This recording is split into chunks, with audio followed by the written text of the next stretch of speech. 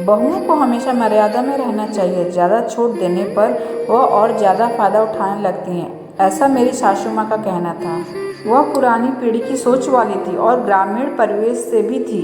इसी कारण मैं हमेशा साड़ी में लिपटी पल्लू लिए रहती थी। वह सूट तक पहनने के लिए तरस गई, लेकिन मैं अगली पीढ़ी की थी। ऐसे में मेरे विचार उनसे काफ़ी अलग थे। मैंने सोच लिया था कि जब मैं बहू लाऊंगी तो उसे पर्दा बिल्कुल नहीं करने दूंगी, ताकि एक अच्छी सास कहलाऊं। मैं उसे हर तरह के कपड़े पहनने की आज़ादी दूंगी, और मैंने यही किया भी।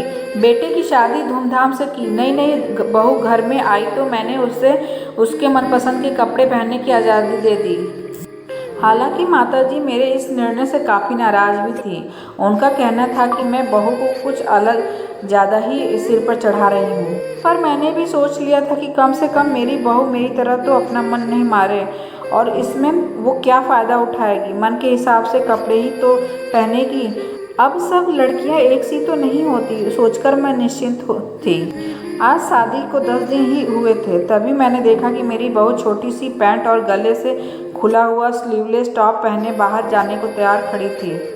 मेरा मन अचानक बैठ गया। सासू माँ ने जो कहा वो सच हुआ और मैं उनके सामने गलत हो गई। मैंने पूछा, ये क्या बहू, ब्याह को महीने भर भी नहीं हुआ और तुम इतनी जल्दी ऐसे कपड़े, सब लोग क्या कहेंगे। मैंने धीरे से कहा, तो क्या हुआ, वैसे आपने ही तो कहा था कि मैं जो चाहे पहन सकती हूँ। और वैसे भी मम्मी जी, एक बात और, एक पल के लिए उसकी भौं में चढ़ गई। जिसे मेरे ऐसे कपड़े ना पसंद हो वो मुझे ना ही देखे, ये कहती हुई सर से बाहर निकल गई।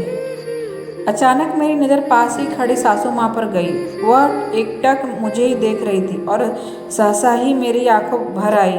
आखिर मेरी ही बहू ने मुझे अपनी ही सास के सामने कटघरे में खड़ा कर दिया।